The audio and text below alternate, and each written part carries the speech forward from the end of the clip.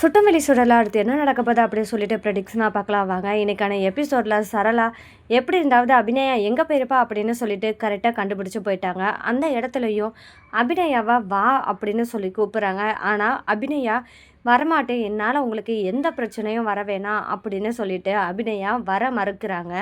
இந்த தருணத்துலையும் சரளா எப்படி இருந்தாவது அபிநயாவை சமாதானப்படுத்தி வீட்டுக்கு கூட்டிகிட்டு வரலான்னு தான் பார்க்குறாங்க. இனி வர எபிசோடில் எந்த மாதிரி சமாதானப்படுத்துவாங்க, அப்போ சரளாவோட முடிவு எதுவாக இருக்கும்? ஏன்னா இதனாலவாவது கண்டிப்பாக அபிநயா மனசு மாறலாம்னு சொல்லிட்டு சரளா ஒரு முடிவு எடுக்க போகிறாங்க. அது என்னன்னு பார்த்தா, அபி நான் தெரியாமல் தான் பேசிட்டேன், ஏதோ ஒரு கோவத்தில் பேசிட்டேன், அதுக்காக நீ இப்படி வரதா? கொஞ்சமாவது நினச்சிப்பாரு, நீ உங்கள் அம்மா பேசியிருந்தா நீ இப்படி தான் வெளியே வருவியா அப்படின்னு சொல்லிட்டு சரளா பேச போகிறாங்க. இந்த இடத்துலையும் அபிநயா அதெல்லாம் இல்லை, நீங்கள் பேசுனதெல்லாம் கரெக்டு தான், ஏன்னா உங்கள் இடத்துல வந்து பார்த்தா உங்களுக்கு ஏதாவது என்னால் ஆபத்து வந்துருமோன்னு பயந்து தானே பேசுனீங்க, அதனால தப்பு இல்லைன்னே அப்படின்னு சொல்லிட்டு நம்ம அபிநயா சொல்கிறாங்க. இல்லைம்மா, எதா இருந்தாலும் நான் கொஞ்சம் பொறுமையாக பேசியிருக்கணும், ஏன்னா ஒரு பொண்ணாக இருந்து நான் கேட்கக்கூடாத வார்த்தையை தான் உங்ககிட்ட கேட்டுட்டேன், அது ஏன் மேலே தான் தப்பு, அதனால என்னை மன்னிச்சிட அபி அப்படின்னு சொல்லிட்டு நம்ம சரளா மன்னிப்பும் கேட்குறாங்க. இந்த இடத்துல ஐயோ அண்ணி, தயவு செஞ்சு மன்னிப்பெல்லாம் கேட்காதீங்க, உங்கள் மேலே எந்த தப்பும் இல்லை, சரி என் மேலே தப்பு இல்லைன்னு சொன்னால் அப்புறம் ஏன் வரமாட்டேங்கிற வீட்டுக்கு வா அப்படின்னு சொல்லிட்டு அபியை கூப்பிட்றாங்க. இந்த தருணத்துலையும் இல்லை நீ வேணாம், நீ என்னாலையும் சுடராலையும் உங்களுக்கு எந்த ஆபத்தும் வரக்கூடாது அப்படின்னு நினச்சி தான் நான் வேலைக்கு போகிறேன், புரிஞ்சுக்கோங்க அப்படின்னு சொல்கிறாங்க அபிநயா. அப்போவும் சரளா சொல்கிறாங்க, இல்லை எந்த பிரச்சனையும் வராது அபி, எதா இருந்தாலும் சேர்ந்தே பார்த்துக்கலாம் அப்படின்னு சரளா அபிநயா கிட்ட சொல்கிறாங்க. இந்த இடத்துல அபிநயாவுக்கு ரொம்பவே சந்தோஷமாக இருக்குது. அப்போ தான் சரளா கிட்ட, நீங்கள் சொன்னதே போதும் அண்ணி, உண்மையை சொல்லப்போனால் இந்த வார்த்தையை கேட்குறதுக்கு நான் ரொம்பவே கொடுத்து வச்சுருக்கணும், ஏன்னா இத்தனை நாளும் எனக்கு யார் இருக்கா அப்படின்னு சொல்லிட்டா இவ்வளோ கஷ்டப்பட்டுட்டு இருந்தேன், இப்போது நான் இருக்கேன்னு நீங்கள் சொன்ன ஒரு வார்த்தையே போதும் அண்ணே அப்படின்னு சொல்லிட்டு அபிநயா சொல்கிறாங்க. சரி இவ்வளோ தூரம் சொல்கிறேல, வா அபி நம்ம வீட்டுக்கு போகலாம் அப்படின்னு சொல்லிட்டு சரளா கூப்பிடுறாங்க. இவ்வளோ தூரம் சரளா கூப்பிட்டோம், அபி போவோமா வேணாமா அப்படின்னு யோசனையில் இருக்காங்க. கடைசியாக சரளா சொன்ன வார்த்தைக்கு அபியால் எதுவுமே பண்ண முடியல. அப்படி என்ன சரளா சொன்னாங்க அப்படின்னு பார்த்தா, நீ வீட்டுக்கு வர வரைக்கும் நான் இந்த இடத்த விட்டே நகல மாட்டேன் அப்படின்னு சொல்லிட்டு நான் இங்கேயே உட்காந்துருக்க போகிறேன் அப்படின்னு சொல்லிட்டு உட்காந்துறாங்க. இந்த இடத்துல தான் அபிநயா ரொம்பவே சங்கடப்படுறாங்க.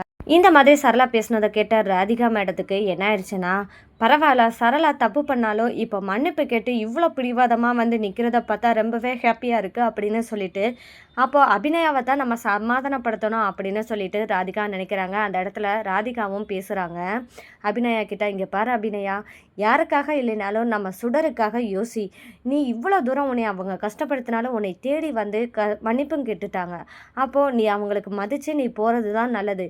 நான் இன்னைக்கு உனக்கு ஆதரவு கொடுத்தாலும் என்னதான் இருந்தாலும் உன்னோட ரத்த பந்தம் உன்னை பார்க்குற மாதிரி இருக்காது அபி, கொஞ்சமாவது யோசிச்சு பாரு அபி, நீ கொஞ்ச நாளுக்கே பரோலில் இப்போ வெளியே வந்திருக்க, அடுத்ததான் நீ உள்ளக்க போகிற வேண்டிய சுச்சுவேஷன் வந்துச்சுன்னா யோசிச்சு பாரு, உன்னோட சுடருக்கு யார் இருக்கா அப்படின்னு நினச்சி பாரு, உன்னோட அண்ணன் குடும்பம் இருந்தால் என்றைக்கும் நம்ம சுடருக்கு நல்ல துணையாக இருப்பாங்க அப்படின்னு சொல்லிட்டு ராதிகா மேடம் என்ன சொல்கிறாங்கன்னா, அபிநயாவுக்கு அட்வைஸ் பண்ணி சரளா கூட போகிறதுக்கு சம்மதிக்க வைக்க போகிறாங்க நம்ம ராதிகா மேடம். இந்த இடத்துல அபிநயா, சரிங்க மேடம் நான் போகிறேன், ஏன்னா என்னதான் இருந்தாலும் நீங்கள் சொன்னது தான் கரெக்டு, என்னதான் இருந்தாலும் ரத்த பந்தம் எப்போவுமே துணையாக இருக்கும் அப்படின்றதுக்கு இதுதான் உதாரணம் அப்படின்னு சொல்லிட்டு நீங்களும் சொல்கிறீங்க, நான் அதை ஏற்றுக்கிட்டு நான் போகிறேன் அப்படின்னு சொல்லிட்டு நம்ம அபிநயாவும் சரளாவோட சேர்ந்து வீட்டுக்கு கிளம்பிடுறாங்க.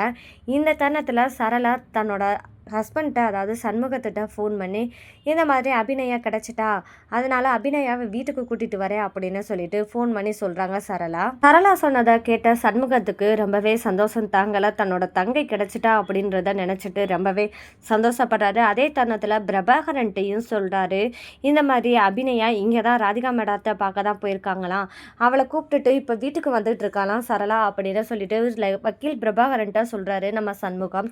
இந்த இடத்துல தான் லாயர் பிரபாகரனும் சண்முகமும் நேரடியாக சண்முகம் வீட்டுக்கு போகிறாங்க அபிநயா வந்ததை பார்க்குறதுக்காக. லாயர் பிரபாகரனும் சண்முகம் வீட்டுக்கு போயிடாரு. போனதுமே அங்கே அபிநயா இருக்கிறத பார்த்ததுமே அபிநயா கிட்ட கேள்வி கேட்குறாரு பிரபாகரன், என்ன அபி கொஞ்சமாவது சிந்திச்சு செயல்பட மாட்டீங்களா? எடுத்தோம் கவுத்தோன்னு எதுவுமே பண்ணுவீங்களா? ஏன் இப்படி பண்ணுறீங்க? இப்போது நீங்கள் பண்ணுற ஒரு தப்புனால இப்போ சுடரோட நிலைமையும் நீங்கள் யோசிச்சு பார்த்தீங்களா அபி? ஏன் இப்படி பண்ணுறீங்க? இல்லைன்னா என்கிட்டனாலும் வந்திருக்கலாமே, நான் பார்த்துருப்பேனே, உங்களுக்கு என்ன சொல்யூஷன் நான் சொல்லியிருப்பேனே அப்படின்னு சொல்லிட்டு பிரபாகரன் சொல்கிறாரு. இருந்தாலும் பரவாயில்ல, நீங்கள் இவ்வளோ தூரம் தன்னோட அண்ணன் வீட்டுக்கே நீங்கள் வந்துட்டீங்களே, அதுவே போதும். இதுதான் உங்களோட வாழ்க்கைக்கு நிரந்தரமானது. அதனால் இங்கே இருக்கிறதா உங்களுக்கும் நல்லது, நம்ம சுடருக்கும் நல்லது அப்படின்னு சொல்லிட்டு லாயர் பிரபாகரன் சொல்கிறாரு. இந்த தருணத்தில் தான் அபிநயாவும் தன்னோட அண்ணனான சண்முகத்தை பார்த்ததுமே என்னை மன்னிச்சிருங்கண்ணா அப்படின்னு சொல்லிட்டு காலில் விழுகுறாங்க. சண்முகம் காலில் விழுந்ததுமே சண்முகம் என்ன சொல்கிறான்னா, என்ன அபி நீ இப்படி பண்ணுவேன்னு நான் நினச்சி கூட பார்க்கல. என்னதான் இருந்தாலும் நீ இவ்வளோ தூரம் இங்கே இருந்துக்கிட்டு இப்போ கடைசியில் என்னை விட்டுட்டு போகணுன்னு இருந்தால் நான் என்ன பண்ணுவேன்? என்னோட நிலைமையை யோசிச்சு பார்த்தியா கொஞ்சமாவது அப்படின்னு சொல்லிட்டு அவர் சொல்லி அழுகிறாரு. இந்த தருணத்தில் தான் அபிநயா ஒரு வாக்கும் கொடுக்குறாங்க. இனிமேல் உங்களை விட்டு நான் போக மாட்டேன் அண்ணா அப்படின்னு சொல்லிட்டு சண்முகத்துக்கிட்ட ப்ராமிஸ் பண்ணுறாங்க. இந்த மாதிரி நிகழ்வெல்லாம் நடந்துக்கிட்டு இருக்க சமயத்தில் தான் வெற்றிக்கு ஒன்று தோணுது. என்னன்னு பார்த்தா, சுடர் இந்த வீட்டுக்கு வந்திருப்பாளா வந்திருக்க மாட்டாளா, இன்னமும் எந்த பதிலுமே காணாமே, நம்ம ஏன் சண்முக வீட்டுக்கு போய் பார்த்தா என்ன அப்படின்னு சொல்லிட்டு வெற்றிக்கு தோணுது. உடனே அவர் கொஞ்சம் கூட யோசிக்காமல் சண்முக வீட்டுக்கு நேராக கிளம்பி போயிடாரு. ஆனால் இந்த நிகழ்வு நடந்துட்டு இருக்க சமயத்தில் தான் வெற்றி கரெக்டாக போய் நிற்கிறாரு. இந்த இடத்துல தான் அங்கே நடக்கிற எல்லாத்தையும் வெற்றி பார்த்துட்டாரு. பார்த்ததுமே அவர் என்ன நினைக்கிறாருன்னா, என்னடா சுடர் வீட்டை விட்டு வெளியே போயிட்டானா, அவள் தனியாக போயிருப்பான்னு பார்த்தா அபியோட தான் வீட்டை விட்டு வெளியே போயிருக்காளா அப்படின்னு சொல்லிட்டு நினைக்கிறாரு. அபியோட இவ வீட்டை விட்டு வெளியே போகிறதுக்கான காரணம் என்ன, சுடருக்கும் அபிக்கு என்ன இருக்கும் அப்படின்னு சொல்லிட்டு வெற்றிக்கு தோணுது.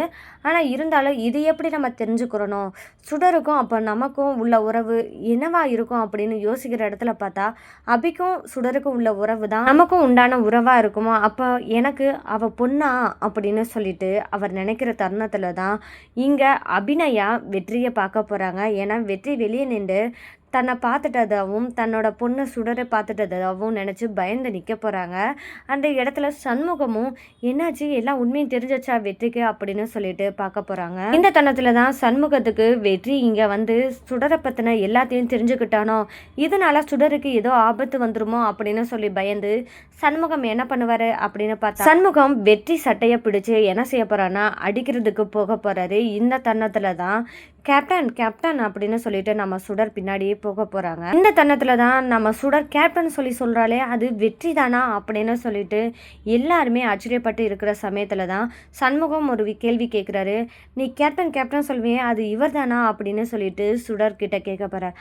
ஆமாம் மாமா இவர் தான் அவர் அப்படின்னு சொல்லிட்டு நம்ம சுடர் சொல்ல போகிறாங்க. இப்போது குடும்பத்துக்குள்ளேயே குழப்பம் ஏற்படுற மாதிரி ஒரு நிகழ்வு நடக்க போது. இந்த இடத்துல நம்ம சுடர் தான் ரொம்பவே குழம்பி போய் இருக்க போகிறாங்க.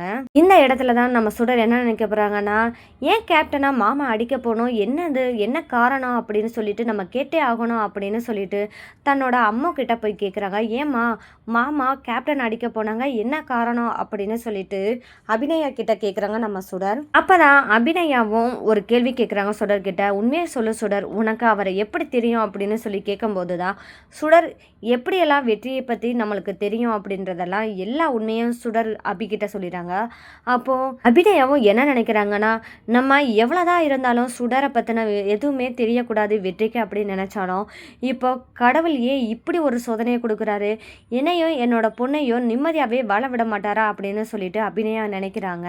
சரி, இனியாவது வெற்றியை பற்றின உண்மையை சுடர்கிட்ட சொல்லுவாங்களா, வெற்றி தான் உன்னோட அப்பா அப்படின்ற உண்மையை சொல்லுவாங்களா அப்படின்னா இனி வர எபிசோடில் அடுத்த ட்விஸ்ட்டாக இருக்க போது. இந்த மாதிரியான சுவாரஸ்யமான நிகழ்வெல்லாம் நீங்கள் தெரிஞ்சுக்கணுன்னா மறக்காமல் இந்த வீடியோக்கு லைக் பண்ணி மறக்காமல் என்னோட சேனலை சப்போர்ட் பண்ணி ஆதரவு தெரிவிங்க. மீண்டும் சந்திப்போம்.